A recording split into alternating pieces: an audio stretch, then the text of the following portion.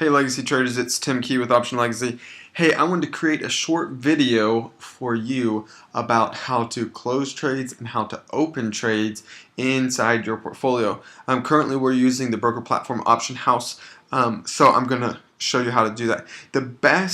You can close a trade and open it. I'll say it this: you can close a trade in two ways, and you can open a trade in one way that I know about, and so that's what I'll share with you. The best and easiest way for you to close a trade is to simply come to your account tab right here, hit positions, or use the drop down, hit positions, same spot. It brings you to this window. Okay, then simply find the position you're trying to close. In this case, we'll use Walmart as the example. Just click it and hit close. Boom, right here. Don't hit any of these things. That's confusing. You don't know what you're doing. Just hit close. Ta-da! And what does this do? Let me expand. No, that's not what I want. Where's Walmart? So let me break open this so you can see the level. So you'll notice here that whenever you hit close, it automatically reverses the position or the actions you took to open the trade. For example, to open this trade, we sold short the December 92.50 call. But look, to close this trade, we're going to buy to close the December 92 call. Let's look at this one here. To open this trade, we went long, or we bought to open the December 97.50 call. To close this trade, we're going to sell to close the December 97.50 call. So you see here, it literally does the opposite. Whenever we sell to open, it buys to close. When we buy to open, it sells to close. So it automatically does the reverse of what you did to open the trade. It will automatically populate your quantity here. However, I do encourage always just double check. And then if you opened this trade, an iron butterfly would be for a credit to your account. It is going to be, guess what? The opposite, a debit to your account to close it. Let's say you opened this trade for a debit. You paid to get into this trade, which in this case it wouldn't, but maybe on this call here, I paid $487 for this one call because I expect Baba to move to the upside. I bought that a few weeks ago. So it was a debit trade. I opened the trade, I bought to open, and I paid $487 for this position. So when I close this position out, guess what I'll do? I will sell to close, and it will be, instead of a debit, it will be a credit. It will be a credit to my account. So whatever you do to open, it's the exact opposite on the close. So in this case of Walmart, of closing out this iron butterfly, the quickest and easiest way is to just click it and hit close. It automatically populates for you the reverse of what you did. So if you received a credit to get into it, it will be automatically limit debit. You will get somewhere between the lower end of the price and the middle of the price because, we're paying to close this out. So you'll pay somewhere between the high end of the price and the mid, because whenever we pay, we always pay the highest price, and whenever we sell, we always get the lowest price. It's part of getting a short stick, being a retail trader. And then your automation duration will be auto-populated. You'll use just a day order if you're just manually filling it, which this example we are. Hit preview, and then you would hit send. I don't want to close out this position. So that's one way to close it. Now I said there's two ways to close the trade. This one I don't encourage you to do, maybe not right out the gates. The reason why is this one can be more confusing. However, I'm going to share it with you because I have faith in you. I believe in you that you can learn and grow, as did I.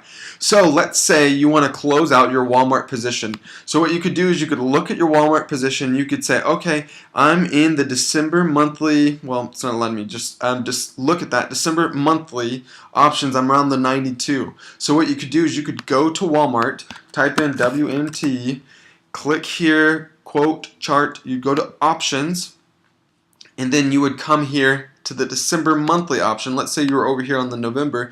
Oh, you don't see anything. Right.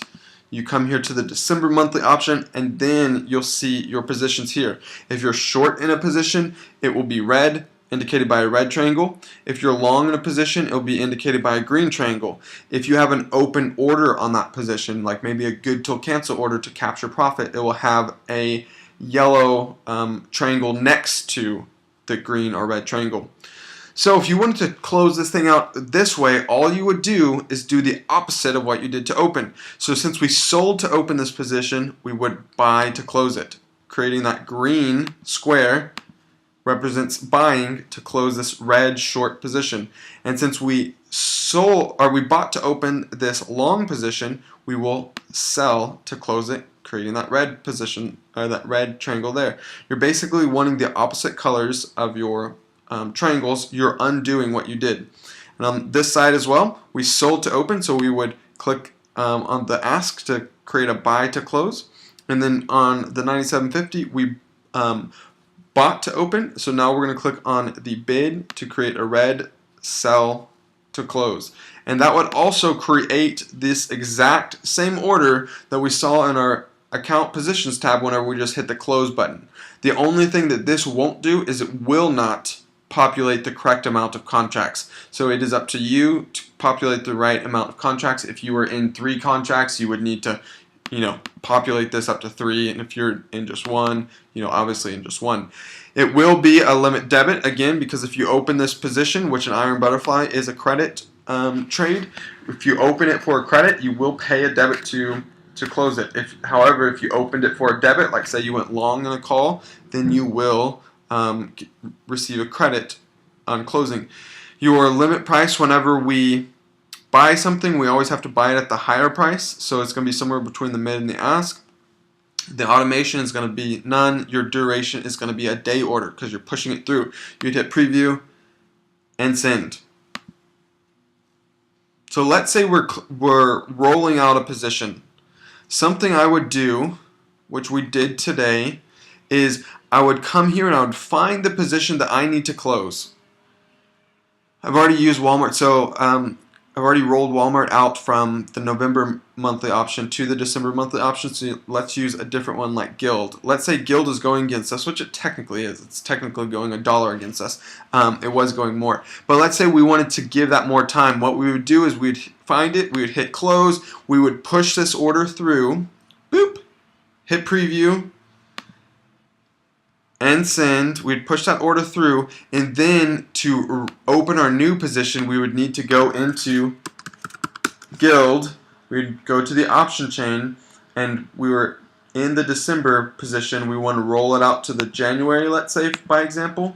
We would come here and find out what position we'd want to roll it out to. Often when you do roll a position, you're rolling with the same strikes. So what I mean by that is if you're rolling from the December to the January, you'd often be rolling with the exact same strike. So short 70, long 65, short 85, long 90. So you would just come over here to your January trade and you would open this position up manually as if you're opening it for the first time with those same strikes often that that you had the first initial trade. So you could do this, you come here, and let's say if you are rolling a trade, if you had 3 contracts again, you would want to match it to have it match, and then, depending on what type of order it is here, it's either going to be a limit credit. Most orders that we do open are limit credits. Actually, I rarely do limit debit orders, which is going long in a position or maybe doing a debit spread, which I don't teach you guys. The reason why I don't share that with you, or I don't practice that publicly as much, is because the probability is just low. It's more of a gamble. So with credit spreads, you can hone in on probability and you can define your trading strategy a lot more and have a lot more success. It is smaller gains, but it's more consistent. So that's it. That's how you close a trade, the 2 ways to close a trade, and then that's also how you roll a trade. Yes. So comment questions below. I'd love to answer them for you. That's how you do it. On closing, let me say this. I could teach you all the buttons to click every moment. The goal is that you become self-sustaining. So if you're looking at opening and closing a trade, you really need to know, write down on a piece of paper or say it out loud, you really need to know what you're doing. You need to know and understand, let's say you're opening up an iron condor, you need to know what short strikes you're getting into. Are you getting into the short 50 and the short 70? Short 50 put and the short 70 call, and you're going 5 strikes out from that, long, to hedge yourself so that you don't, get blown out of the water. You really need to know what you're doing, what type of trade it is. An iron condor, an iron butterfly. Is it a bull put spread, a bear call spread? Is it a debit spread? Is it a long position? You really need to know those things, and if you don't know those things, that's where you need to dig your heels in, and you really need to do the due diligence on your part to know and understand those things so that you can grow and develop as a trader. Because if you just kind of get milk fed all the time and just follow a video every time, that's all you're going to stay. But the goal is that you become an independent trader, you wean yourself off, and you continue to see the results and build a legacy through trading, which is what we're doing at Option Legacy. All right, guys, I hope that added value to you. Again, comment your questions and comments below. All right, till next time, build that legacy.